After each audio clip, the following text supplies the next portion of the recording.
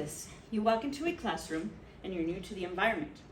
Very few people speak your language, but not great. Or you speak the language, but not great. The culture you're used to is very different. The schools that you have attended are very different. You're nervous. You're not sure about what's going to happen in this course. First, you walk in. It's a little late because you've been called into the administrative office just to let them know about your statuses. And the professor sees you walk in. Instead of a warm greeting, gives you that cold look. Y'all know the one. Have a seat. Have a seat. Second scenario. You walk into the room. Good morning. I knew you were coming. Why don't you have a seat? We're going to get started here shortly. Professor gets started. Which one would you rather be? Which student would you rather be? Scenario 1. Scenario 2. Now let me ask you, which professor do you want to be? The first one or the second one? Welcome to my presentation on building relationships. My name is Arlene Perez, and this is on building relationships. Building positive relationships can help shape students' success.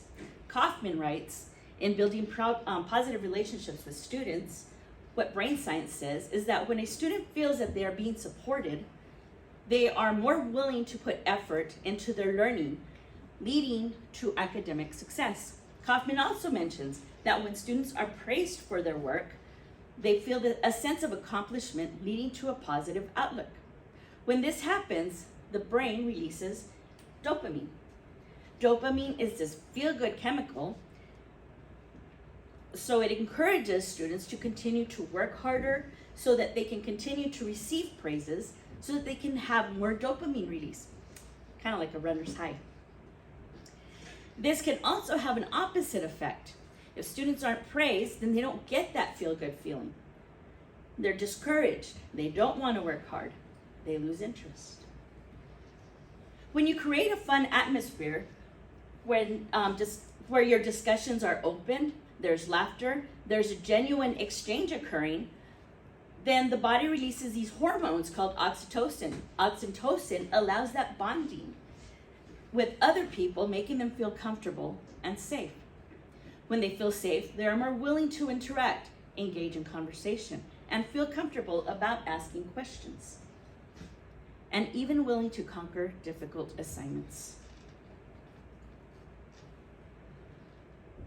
I had a situation where a student come in late. It was early in the morning. Student was grumpy, made me grumpy. Student sat down, hands crossed around her chest. Asked the student, where's your computer? Take it out. Let's get to work. Oh my God, just let me relax. I just got here. This only made me worse, made me grumpier. Turned away, continued with the lesson. Student got her computer out, started working. Then we started a lab. It was a fun lab. We're working with bubbles. Bubbles makes everyone happy. So we were working with bubbles. She started smiling, started having fun, started laughing. I knew I was in the wrong getting after her. It was early. So I went up to her and said, look, I'm not a morning person either.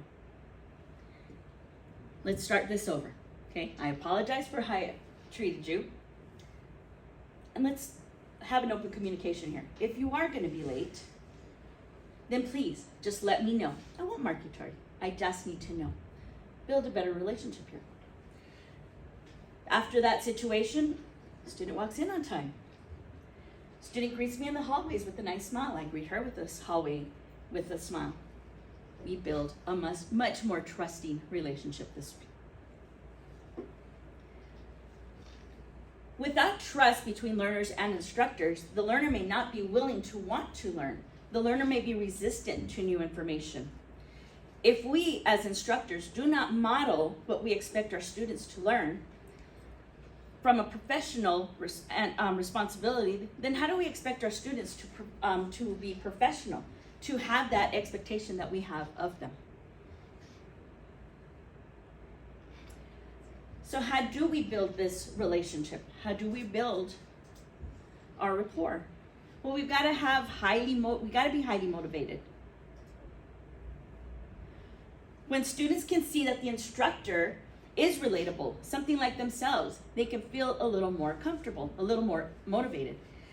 I like to tell my students that I know exactly where they came from because I too went to the same school. I also grew up in their same neighborhoods, something that relates to them.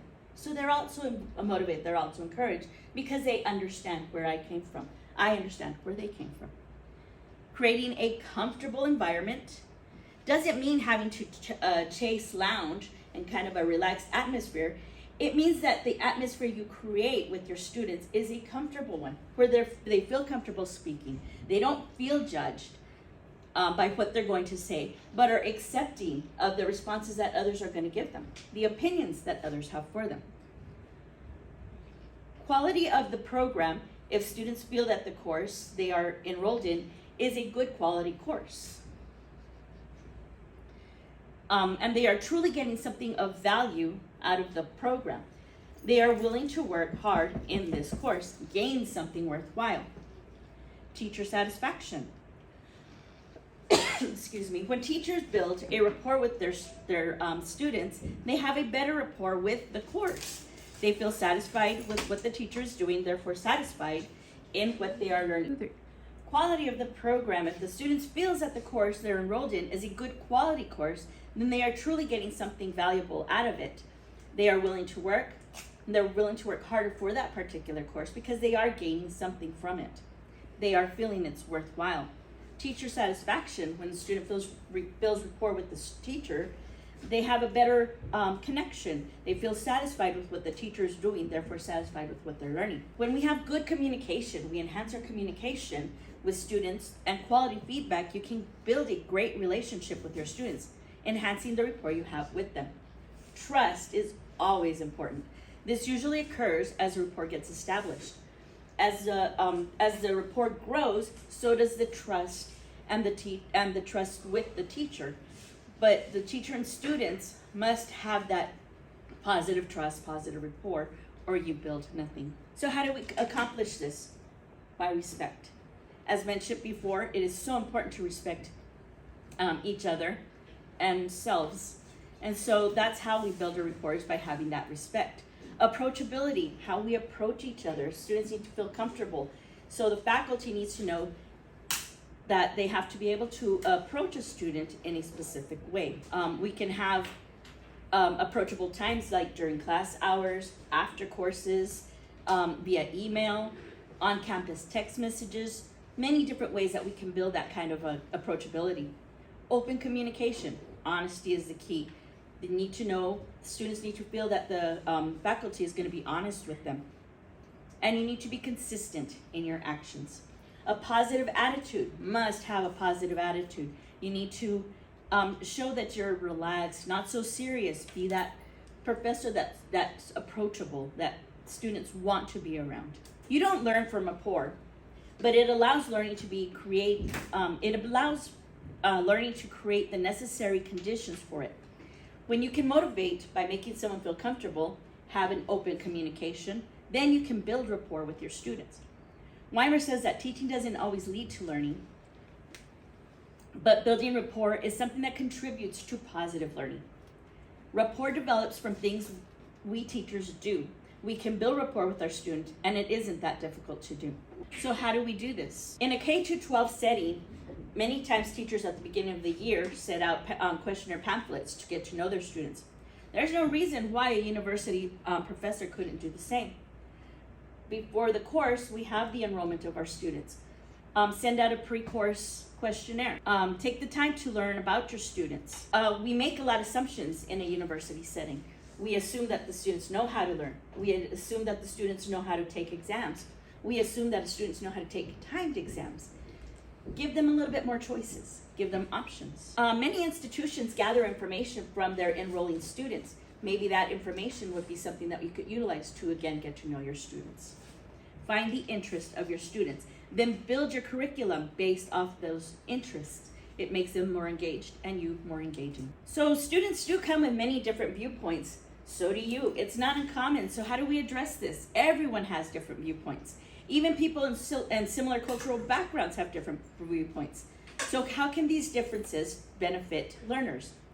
In a study conducted in the University of Michigan in 2002, they found that when the campus has an environment and policies that encourages interactions between diverse students that are different from their home environment, that these diverse groups of individuals will learn from each other.